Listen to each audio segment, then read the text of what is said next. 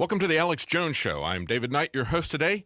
We're going to be joined this hour by Paul Joseph Watson. Coming up in the next segment, he's going to talk to us about some breaking stories on InfoWars. Essentially, what we're seeing is the MIAC report of 2009 that they sent to the fusion centers saying, be on the lookout for anyone with a bumper sticker saying they voted for Ron Paul or for Chuck Baldwin. These people could be dangerous. Well, that's what they're doing now in terms of profiling everybody before they make contact with them. It's essentially that MIAC report implemented and on steroids. We're also going to talk to him about the fallout from this report, this video that we saw out of Spokane about the officer who was bragging about his MRAP. And when asked why would he need something like that in Spokane, he said, well, we have a lot of constitutionalists. So we're going to be talking about that as well. We also have on the show an author of a book called The Colder War. His name is Maren Katusa. A very interesting book. I really found this to be a fascinating read because there's a lot of background information in it. You know, we have situations that are grabbing the headlines like the Sydney siege yesterday, like the massacre of school children in Pakistan, a brutal massacre. Now, those are the things that are going to grab headlines. But if you want to know what is going on in the world that is going to bring us to worldwide war, to a worldwide depression, you need to understand the background story, the struggle, as he puts it, the great game that's been going on since the British Empire, much older than the Cold War. You also need to understand Putin. And listen to this excerpt, this review from Dr. Ron Paul about this book. He said, the Colder War provides a reversing contrast from the hysterical Putin as Stalin Jr., let's restart the Cold War message emanating from the neocon think tanks and the mainstream media. That's exactly right. He gives a very interesting take on this. I have an excerpt of some of the false flag narrative. It's interesting to look at this and put it into a timeline, into a historical context, and it's fascinating to look at how Putin used false flags essentially the same way our guys do. Hey, if it works, it keeps working. And they never get caught. They continually fool the public. It doesn't matter if it's the Reichstag fire. It doesn't matter if it's 9/11. It doesn't matter if it's these terrorist events. They always work. It's a foolproof plan, apparently. But we need to get people educated. The only antidote to this is to get people to understand that. But we're going to talk about the broader context. We're going to talk about the petrodollar. And, of course, today we have massive tectonic moves that are happening in the economy, essentially tied to oil, to the stock market. What the Congress rushed to do, put the American taxpayer on the hook to insure derivatives of banks. Now we're seeing why they rushed to do that and take all the criticism for it. We see the Russian central bank hiked its interest rate to 17% in order to halt the fall of their currency. And of course, as we talked about yesterday, once these oil futures start falling because of the actions of Saudi Arabia and OPEC, once they start falling, the oil futures are becoming worthless. That spreads to the commodities market. It spreads to the currency market. It spreads to the stock market. And what starts out as economic warfare between the West and Russia may very well turn into a shooting war. We're going to take a look at the headlines behind it. Russia's ruble plummets more than 20% a day, hitting new dollar and euro lows. Again, that was on trading on Tuesday. And we also see that they're tying it to the future markets, just as we said yesterday. And another interesting thing that came up, COMEX has said that beginning December the 21st, I believe is a date, that they are going to, effective Monday, December the 21st, they're going to implement gold and silver price limit collars. In other words, they're going to limit the upside movement of gold and silver. What does that tell you? We see over and over again small but many signals that something big is coming. So we're going to be talking to Maren Katusa about his book, The Colder War, and we're going to have Paul Joseph Watson joining us in the next segment. Stay with us. Welcome to the Alex Jones Show on this Tuesday, December 16th, 2014. I'm David Knight, your host today. Joining me from the UK is Paul Joseph Watson, and we're going to talk about some couple of stories that are up on Infowars.com today. Police using social media posts to determine the threat score of suspects. That's an article up by Paul Joseph Watson, as well as a follow-up to what's happening in Spokane, Washington, about this sheriff's deputy's comments about needing these MRAPs for constitutionalists.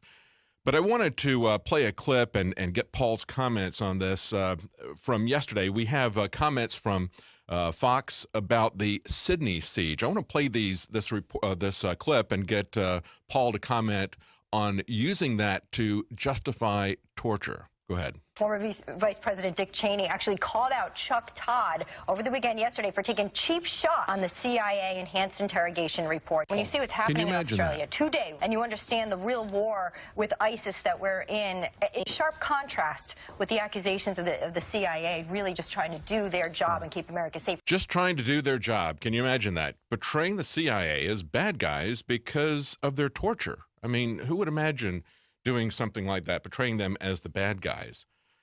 Paul, your comments. Well, the CIA just trying to do its job and protect us from terrorism. It was the CIA that smuggled weapons to so-called moderate Syrian rebels, which later ended up in the hands of ISIS terrorists. Some of those same rebels defected and joined ISIS. It was the CIA that helped the US government destabilize Syria in the first place that led to the upspring of ISIS. And then the whole torture debate itself is founded on completely false pretenses that torture even works. Yes. When every shred of evidence says that it only elicits false confessions, which in fact divert real resources from finding out the truth about terrorist plots. And on top of that, it creates terrorists. It radicalizes people. It radicalizes the region. So it only creates more blowback. So torture actually creates terrorists. It doesn't protect us from terrorists. And certainly giving weapons to radical jihadists who then hand them over to ISIS is not going to protect us from terrorists. I think it's very troubling when we hear Fox's Hasselbeck and others promote terrorism, as you point out, as the lie that is effective. Even if it were effective, we shouldn't be using it. That's the point I want to make to people. I've got this article here, Paul, from the Washington Post saying Americans back the CIA, and they say in polling from 2007, 2009, 2011, and again today, 2014, Americans have said they consider waterboarding to be torture, yet increasingly they are for it. So they don't really care whether it's torture or not if they think that it works. And there's another article that really bothered me even more, and that was from a Christian magazine, World Magazine, WNG.org. It's an article called Torture in Our National Soul. And in this article, the writer essentially makes the case of situational ethics, moral relativism. In other words, does the end justify the means? Listen to this, Paul. He says, Otto von Bismarck, the great 19th century German chancellor, of course, the quote that he says, laws are like sausages, it's better not to see them being made. They make that article for torture. They say this is true of other things the government does in serving the public good, like grisly police work and ugly executions. They say is torturing a captured terrorist and a reasonable hope of saving thousands of innocent lives among the unpleasant necessities of involving and keeping us safe and free. In other words, they put out the Jack Bauer scenario. They actually list that in here. You've got a ticking nuclear bomb, and you know, if you can break this guy's fingers and get the answer to that, then we ought to do that. It's amazing that they even talk about how our enemies abroad are cutting off heads. That's our allies, Saudi Arabia, that is doing far more beheading than ISIS has ever done. And of course, they're the CIA's proxy in most of this.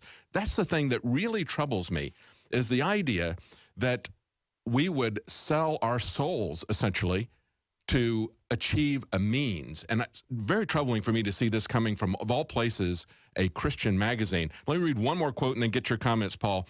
This writer, D.C. Ennis, says, once we accept the, quote, no torture though the heavens may fall position is unreasonable, we are faced with a judgment call on the far margins of civic life in a tragically fallen world. I would say no. I would say that if we are going to embrace torture for the sake of the false hope that it's going to produce results, even if it did produce results, we should reject it so that we do not become the monster that we're told we have to slay. Paul, your comments.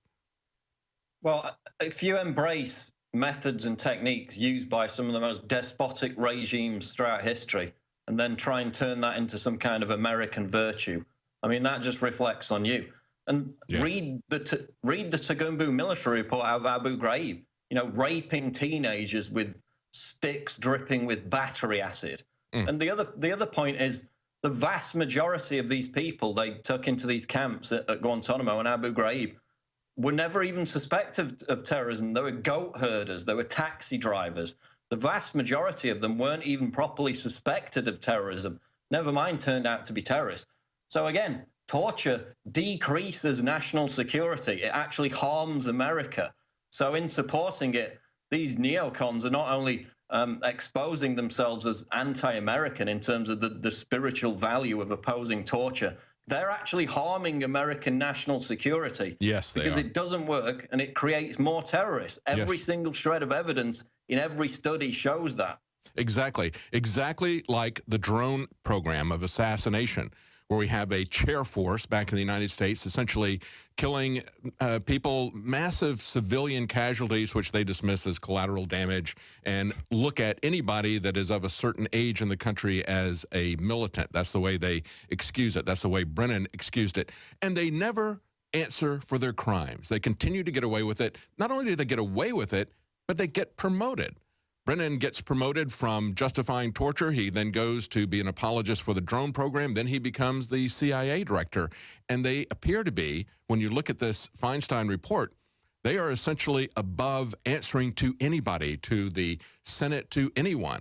They go down and they list 20 different areas that they all blame on the CIA, and they say, hey, they did this, and they misled us on this. They lied to us about that. We didn't know what they were doing. And yet they will not broach the obvious solution, and that is to at least fire somebody. They ought to be put in prison. They ought to have a Nuremberg trial for these guys. Well, I mean, if they were actually to fire someone, they would have to acknowledge that the entire program was wrong to begin with. So it's never going to happen. Yes, and they want that power. They want the power that they have. Exactly. I mean, drone strikes, 95% innocent civilians. And go and watch a documentary like Scahill's Dirty Wars. If you see your brother get massacred in a drone strike, that's going to radicalize you, and that's exactly what's happening. It's creating terrorists in Pakistan, in Afghanistan, that hate America. This is the consequence of torture and drone strikes. And, you know, it does kind of make sense in a long format way of thinking. It creates more reason for more military intervention, more weapons sales. So by its logical conclusion, that's the only way you could support it if you were a neocon who was going down that line of thinking. But in terms of national security, it's horrible. It's absolutely horrible for America. Yes, absolutely. And of course, that's how it is being used, and that's why they're doing it. It's not that they can't figure it out. They know very well, Paul, that this is going to increase tensions. It's going to increase war. That's by design. They want a larger war so that they can sell into it with a military-industrial complex. Let's quickly give a preview, because we're not going to have time to talk about it in this segment, but give a preview of your article up, Police Using Social Media Posts to Determine the Threat Score of Suspects. As I pointed out in the opening segment, it sounds like the 2009 MIAC report on steroids, but of course, it's in a much broader basis as well. Welcome back to the Alex Jones Show. I'm David Knight. On this Tuesday, December 16th, 2014, we have Paul Joseph Watson joining us from the UK. Before we go back to him, I wanted to let you know that we have a 2-day-only special coming up here at InfoWarsLife.com.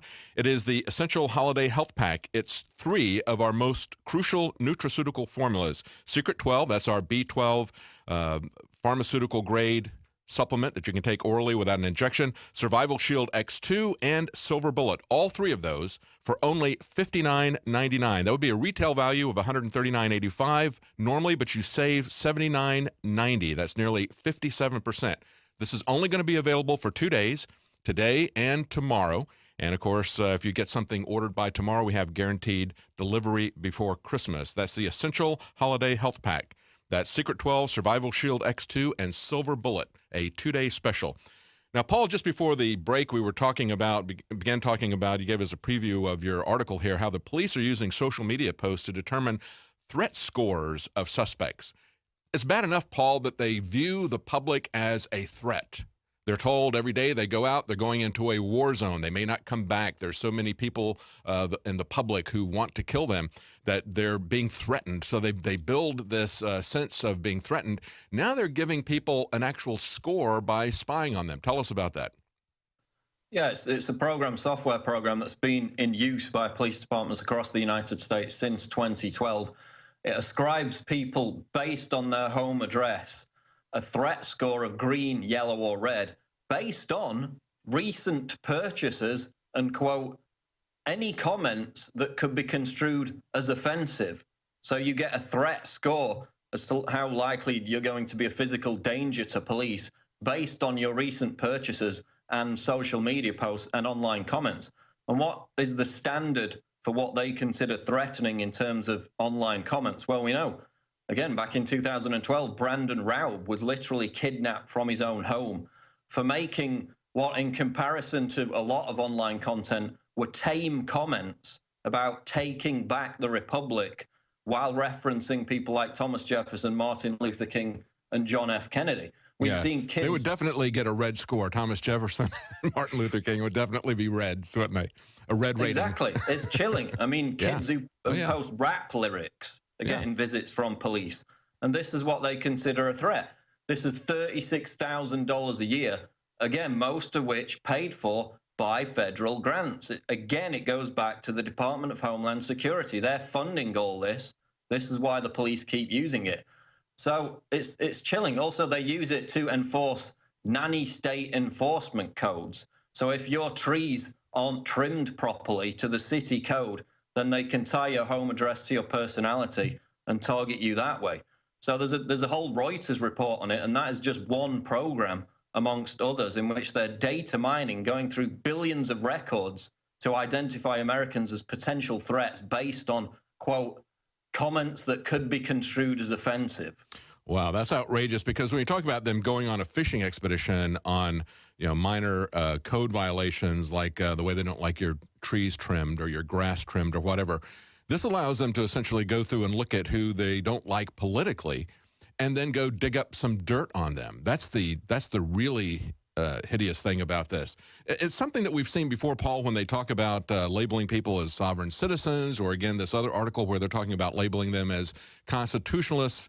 They use those labels to essentially get the threat perception up by the police. And we saw that happen in the wake of the Bundy Ranch standoff. Immediately, Glenn Beck had on Mr. Bundy, and he had another person there that was interviewing him, trying to tie him to the sovereign citizen movement, which he had no idea what they were talking about. But they use these labels to try to scare the police into thinking that you're a physical threat to them, because they already tell them that everybody is something of a threat to them, but then they make it very specific and they tie it to people who are opposed to them. Yeah, and violent crime is the lowest it's been in 40 years. Violent crime against police officers is dropping. So this narrative that the police are being sold that violence against them is increasing and then that everybody's out to attack the police, statistically is not true. And this program could also be abused if they tie you to the wrong address, to an address that somebody else used to live in that has been identified as a threat. Could turn a green rating into a red rating, is the quote, turning a midday knock on the front door into a nighttime SWAT raid. So if they confuse you with somebody else, as they've done on numerous false drug busts, then that could determine you to be a threat as well. They could just confuse you with another person. So it's absolutely horrifying. Oh, we see people being killed all the time with these SWAT team raids, going to the wrong house. That's not an uncommon occurrence anymore. So that's something that, even if you were in total agreement with Obama and with Boehner, you should still be concerned about this, because they might falsely identify you. But this is a way to purge political opposition. It's the enhancement of the police state. We're going to be right back with Paul Joseph Watson. Stay with us. Welcome back to the Alex Jones Show. I'm David Knight, your host today. I have Paul Joseph Watson with me from the UK. We've just been talking about his article that's up on Infowars.com about the police using the Beware program to assign a threat score to you, looking at your online media posts, profiling you, and essentially giving you a rating from green, yellow to red. And of course, the many problems of that, there's people who could be falsely identified. It's a way they could come after their enemies. And Paul, before we go back to this article, I wanted to give you something that came out today. This is from the Free Thought Project about a police union that was caught putting GPS on rival politicians' cars and framing them for driving under the influence. Now, this is a situation. We've got a couple of former police officers arrested and charged with felonies after this plot came to light. What was happening was they had these guys who were acting independently. They were not acting independently. They were hired by a law firm at the time, represented over 120 police unions across California. And we see this very often, that it's the police unions who are standing against any kind of discipline for excessive police brutality. But in this case, their beef that they had with these two politicians was that they was in regard to the budgets for the police departments. They didn't think that they were getting enough money. So what they did was they had these two guys who were city councilmen. They were meeting at a bar. Afterwards, all they had was non-alcoholic beverages, rather, not even low alcoholic, but non-alcoholic beverages, and then drove home. The police get a call from a observer, let's call them a snitch, who told them that these two had driven home drunk. And so the officers arrest them, and then later determine that they're not under the influence of alcohol. They found out that these two men tracked them in their car using GPS, then called 911 to report that they had been drinking and had seen them leaving a bar. So that's how this can be used. You can use this to take down your political enemies. And when you look at this, you look at a police union law firm that represents law firms hiring these guys to set up councilmen who are opposed to increasing police budgets.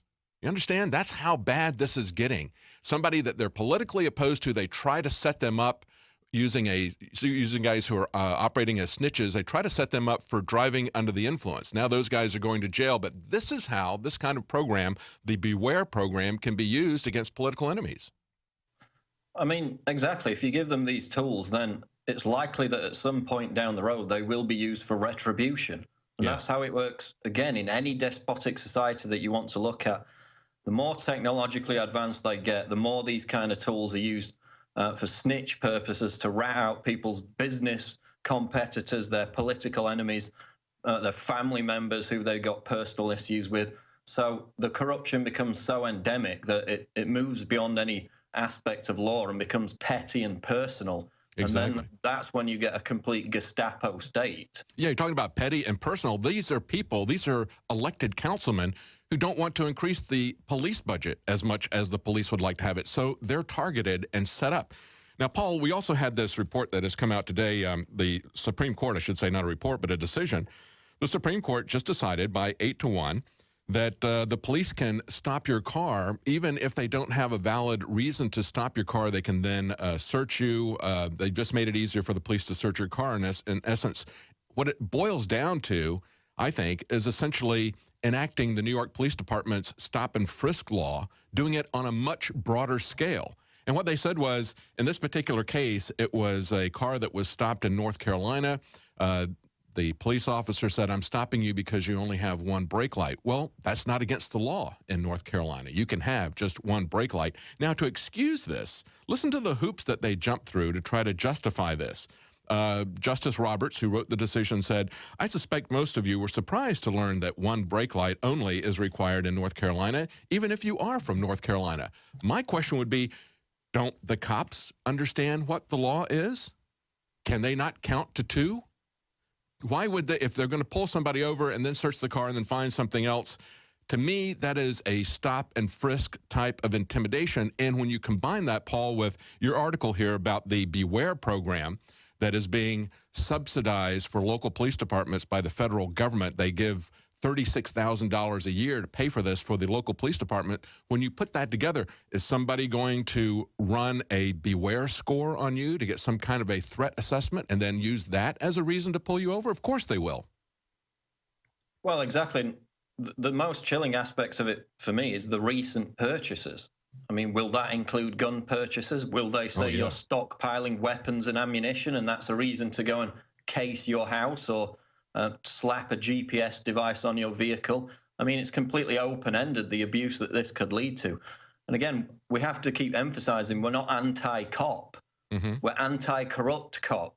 Yes. That's the whole idea. This is reflecting badly on the legitimate, genuine police officers across the country, because this corruption is not being stamped out and it's only being encouraged by the fact that the majority of these high-profile cases, the police officers in question never get in trouble. So it never discourages this kind of behavior.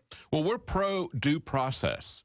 And that's why when I look at something like the Supreme Court decision where they say you don't have to have a reason to do it. When the Constitution talks about having a reasonable cause, they're talking about it in the context of going before a judge. It doesn't mean, as we use it in modern parlance, reasonable says, well, I think that that's plausible. No, it means you have a reason. You're going to go to a judge and you're going to say, this is what I'm looking for. This is why I'm looking for it. This is where I'm going to look for it. And he gives you a search warrant. And when we take that away, we are in a police state, and we can see the effects of this. We can see how the federal government, just looking at this, the name of this program that you're talking about here, Paul, the Beware program, everything is there to scare the cops, to make them adversaries of the public, to ramp up the threat. And now they're assigning these scores to individuals. Exactly. I mean, somebody who works within that company contacted me and said that everybody who works on that program, they were all freaked out by it, and they're trying to convince their superiors to abandon it. So even the people actually working on it see how chilling it is.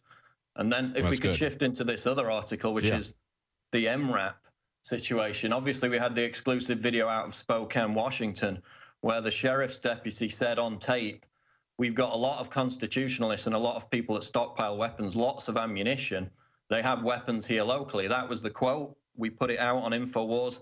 And then the Spokane County Sheriff, Ozzy Knezovich, if I'm pronouncing that right, made this bizarre 9-minute video in which he did everything in his power while failing completely to shift the focus away from the comments made by the sheriff's deputy and blame us for reporting on the issue. Apparently now it's our fault that this sheriff's deputy made these offensive comments, and we're hate-mongering for drawing attention to it. I guess that puts us at the red level, doesn't it, Paul? But there is, at first they came out, they had no comment. Mikhail, when he posted that story, he got a comment from an elected official in the area who thought it was outrageous after he'd looked at the video. The video is outrageous, but it's evidence of the way they're being trained by the FBI, by the Department of Homeland Security. And they came out and said it was taken out of context. It's not taken out of context. Look at the video. He's just going on and on about his wonderful new military toy that he's got. And the lady asked him, why do you need that here? And he says, because of constitutionalists, because people have weapons, people have ammunition. That's why we need this. And the sheriff's rant, I mean, he claimed we were taking it out of context because we didn't play all the other interviews with all the other officers. But his main point of contention, the context that we should have given it, according to him, and this makes absolutely no sense, so it proves that he has no case whatsoever, is the fact that the woman who filmed the clip claimed that they had the MRAP tanks, the armored vehicles, out at this event to desensitize the children who were at this charity event to a militarized police state. He said that because we didn't include what she said in the video, that somehow invalidates the offensiveness of what the sheriff's deputy said. It doesn't matter what she said. I mean, she could have said that the MRAP was being used to smuggle in, you know, little green men from outer space. It's not about what she said. Yeah. That's not the context. That's right. The context of the clip are those comments in which the sheriff's deputy said, yeah, we need armored vehicles to deal with constitutionalists and people stockpiling weapons, which again translates as gun owners. So it was a bizarre rant.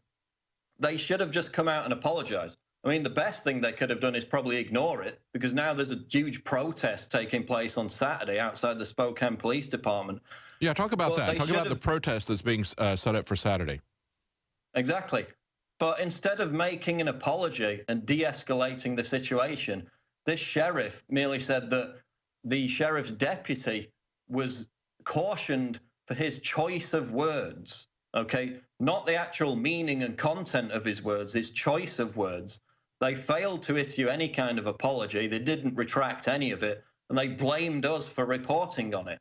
And then the sheriff goes on in this 9-minute clip, which is in the InfoWars article, to justify these comments made by the sheriff's deputy by implying that Americans are a violent threat towards police. And again, look at the stats. Violent attacks against police are down. Violent crimes in general in America are down 40%. You cannot justify the purchase or the acquisition of these armored vehicles by citing violence against police, because statistically, it's not a case that you can make. There was the other example. this is not an isolated case. We had the purchase of a Bearcat armored vehicle in Concord, New Hampshire last year.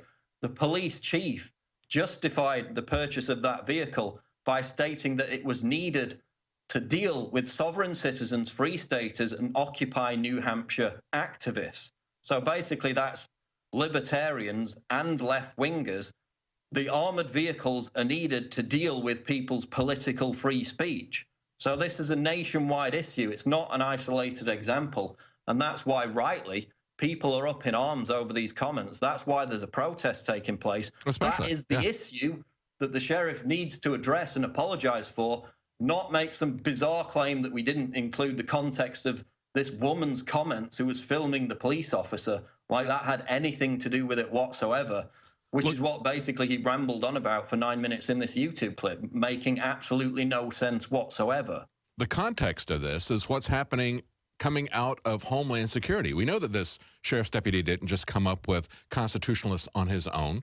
We know that's what they're being trained for. We know that's what they were doing across the country. In New Hampshire, this is Washington State, and we've seen it in all points in between. This is something that is coming out of Washington. We've seen the documents that they release, and we've seen the outrage in New Hampshire, for example, from the Marine colonel who eventually came to Austin and spoke in our studio here. Alex interviewed him. You can go back and take a look at that interview. He was absolutely outraged at the town hall meeting that they would equip their soldiers better than he, as a Marine colonel, had his soldiers equipped in a foreign war. He said, what is this for? And it is outrageous. And this sheriff, if he's trying to tell us that this is something that was just a poor choice of words, that is very disingenuous, because we know that those are the terms and those are the methods that they're using to try to militarize the police, to try to build this perception of threat. We see that from this article. We've seen it from the scenarios that they've had in the past, and we've seen it from the entire program, this entire 1033 program. Exactly. He cites the recent case, tragic though it was, of this cop that got killed by these two sovereign citizens who draped him in a Gadsden flag, which was horrible and tragic. What he doesn't tell you is the fact that Americans are 9 times more likely to get killed by police officers than terrorists. 5,000 Americans have been killed since 9/11. And again, violent crime against police is going down, as it's going down generally across the country. So the threat is not Americans against police. That threat is diminishing. The threat is violent and militarized police officers, as we've seen. And then there was another bizarre comment that he gave to the Spokesman Review, that he was reluctant to take the video from InfoWars seriously because of the conspiracy theories posted on the site. So again, he's trying to shift all the focus away from the comments made by the sheriff's deputy and transpose it onto other content that's posted on our website, as if that has anything whatsoever to do with this specific video clip. Absolutely. Completely Shoot the messenger. bizarre. Shoot the messenger. Don't respond to what his officer said, but just try to attack us individually, personally. Yeah, and then the campaign there in Spokane, why they're having this protest partly, and the representative will be there as well, is they're trying to get them to send back these modified assault rifles and these MRAP tanks. The sheriff's argument for not sending them back is because they were obtained for free.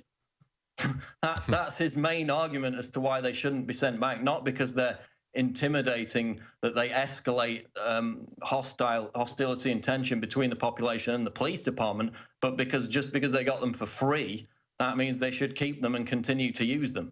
They got them for free, like people would get a white elephant for free from the Raja in India. They have to maintain those vehicles. They do not get them title turned over to them.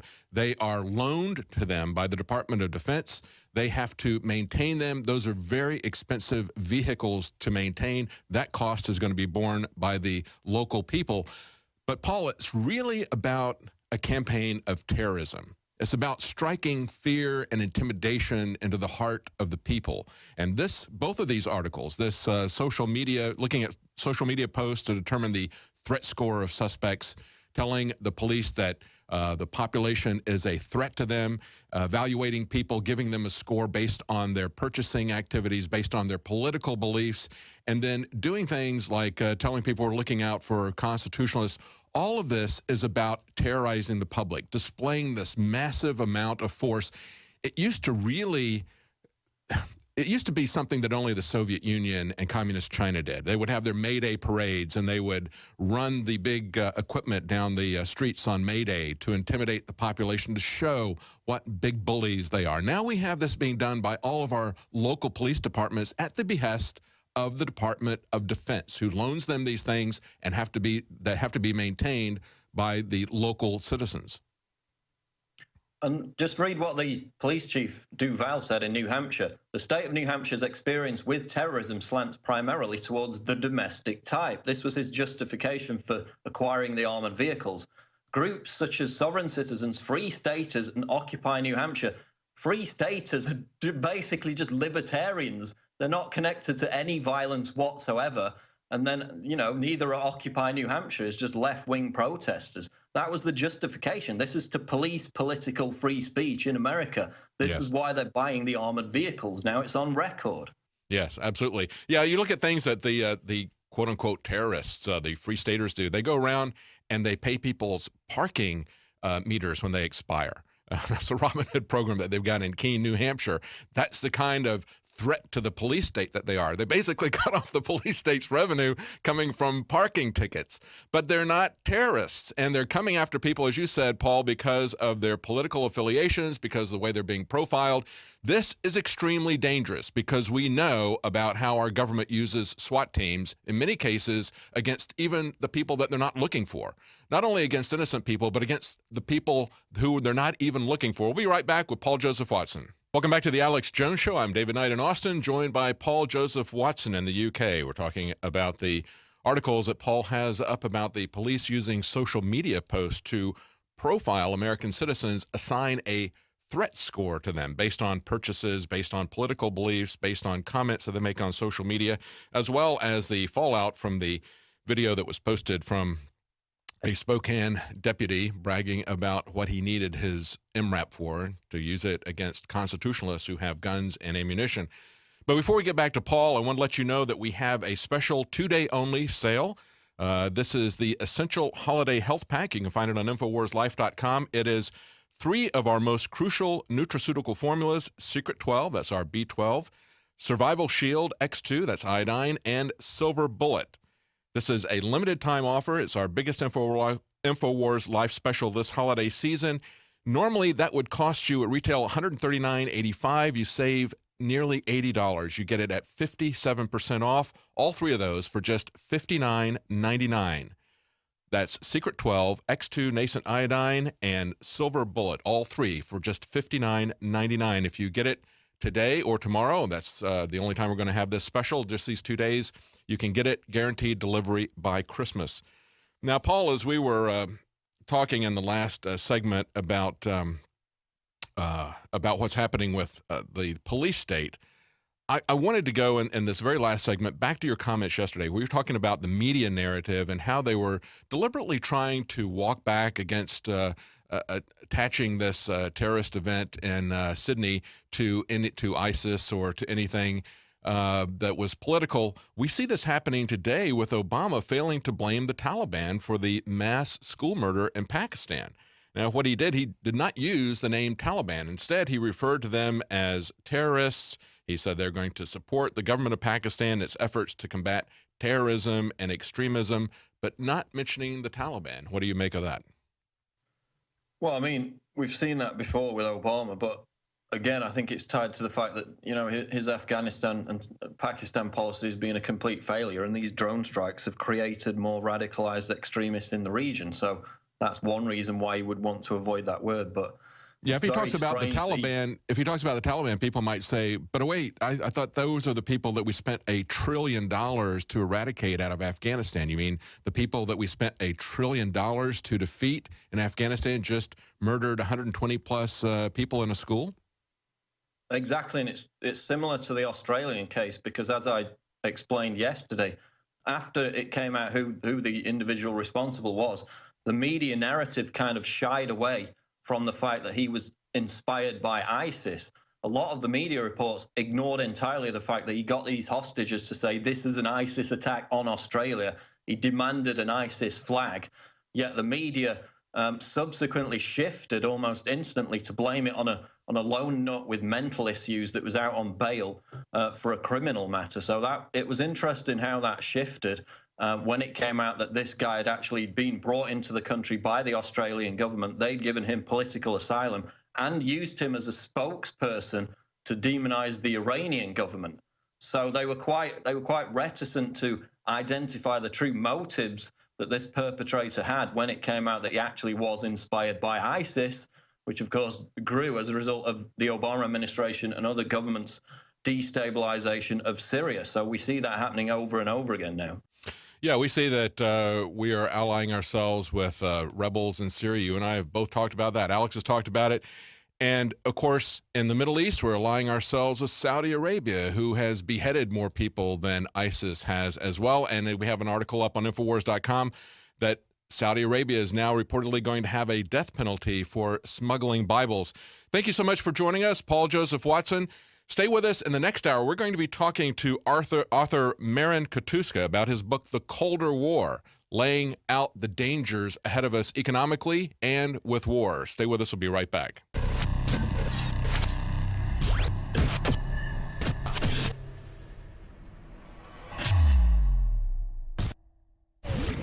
Globalist social engineers are not just targeting us with propaganda. They are manipulating our genetics. We are being targeted at every level by estrogen mimickers that lower our testosterone and other hormones and natural compounds that the body needs. After consulting top doctors, nutritionists, pharmacists, and others, we have developed what I believe is the ultimate non-GMO organic super male vitality formula sourced from powerful organic herbs and then concentrated for maximum potency. Super Male Vitality was developed to activate your body's own natural processes instead of using synthetic chemicals. Super Male Vitality by InfoWars Life is so powerful that I only take half the recommended dose. For a limited time, we are offering 15% off Super Male Vitality at InfoWarsLife.com to introduce you to this powerful supplement. Visit InfoWarsLife.com today to secure your Super Male Vitality. InfoWarsLife.com.